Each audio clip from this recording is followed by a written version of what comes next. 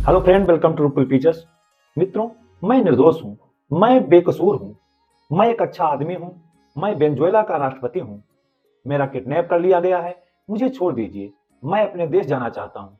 मित्रों, ये सभी दलीलें 12 वर्ष से एक तानाशाह के रूप में शासन करने वाले वेनेजुएला के राष्ट्रपति निकोलस मादुरो द्वारा अमेरिका के न्यायालय में जज के सामने दी गई, जिसे अमेरिकी राष्ट्रपति डोनाल्ड ट्रंप का आदेश न मानने की सजा के रूप में देखा जा रहा है। मित्रों, आज के वीडियो में हम लोग अमेरिकी सेना और खुफिया एजेंसियों द्वारा किए गए इस गुप्त ऑपरेशन को समझने का प्रयास करेंगे, जिसे राष्ट्रपति ट्रंप की सनक कहा जाए या तीसरे विश्व युद्ध की यात्रा का पहला कदम।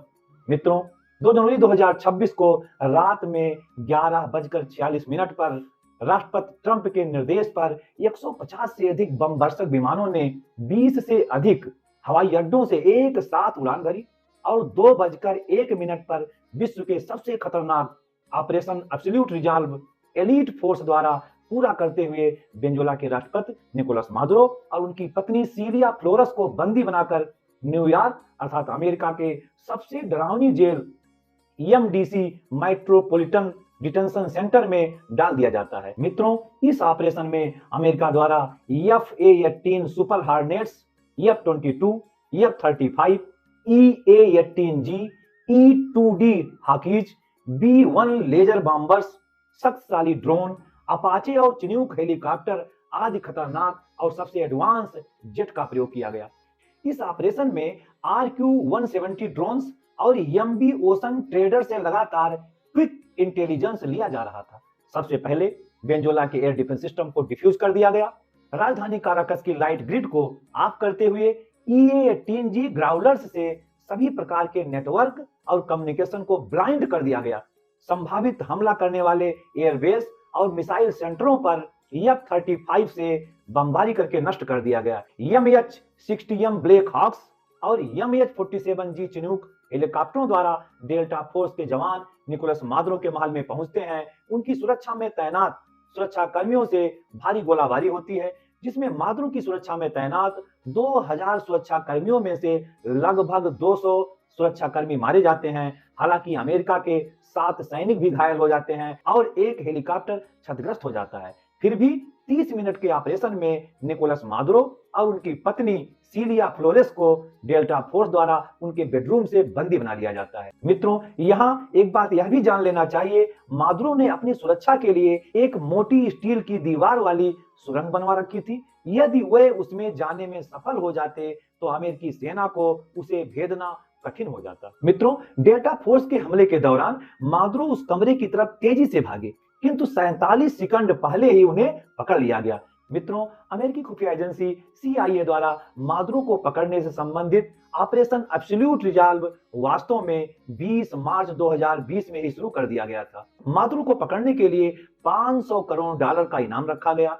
मादुरो की निजी जानकारियों को लगातार अध्ययन किया गया। वे क्या खाते थे, क्या पीते थे, कब खाते थे, कब सोते थे, उनकी सारी गतिविधियों, उनसे जुड़े पारिवारिक सदस्यों, पालतू जानवरों, सैनिकों, अधिकारियों, कर्मचारियों आदि सभी की जानकारियों का डाटा CIA द्वारा इकट्ठा किया गया। CIA द्वारा प्रभावशाली सांसदों, मंत्रियों, विपक्षी नेताओं, सेना से जुड़े टॉप मोस्ट अधिकारियों आदि को पैसा, अमेरिका में फ्लैट और सरकार बदलने पर अच्छे पदों आदि का प्रलोभन दिया गया। इस प्रकार उचित समय का इंतजार कर 3 जनवरी 2026 को ऑपरेशन एब्सोल्यूट रिजॉल्व को सफलतापूर्वक अंजाम दिया गया, जिसे अमेरिकी राष्ट्रपति डोनाल्ड ट्रंप द्वारा लाइव देखा गया।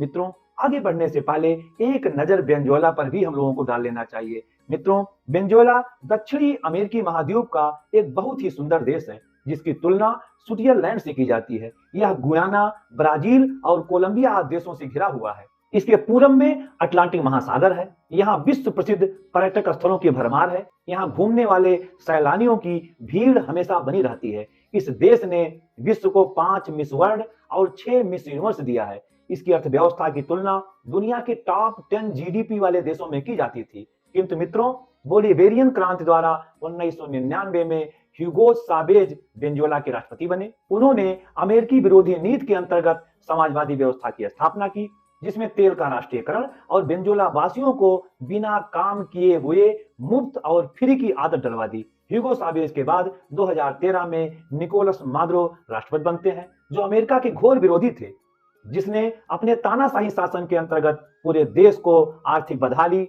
महंगाई, भुखमरी, बेरोजगारी और ड्रग्स तस्करी के दलदल में ढकेल देने में कोई कसर नहीं छोड़ी। मित्रों, अमेरिका ने इसका लाभ उठाया और राष्ट्रपति निकोलस मादुरो और उनकी पत्नी के ऊपर अमेरिका में ड्रग्स तस्करी और नार्को टेररिज्म आदि का आरोप लगाकर अपराधी घोषित करते हुए ऑपरेशन एब्सोल्यूट रिजॉल्व के अंतर्गत गिरफ्तार कर अमेरिकी जेल में बंद कर दिया। मित्रों, अब आपको तय करना है कि अमेरिका का यह कदम कितना उचित है। मित्रों, हमारा वीडियो आपको कैसा लगा, अपने कमेंट के माध्यम से हमें जरूर बताएं।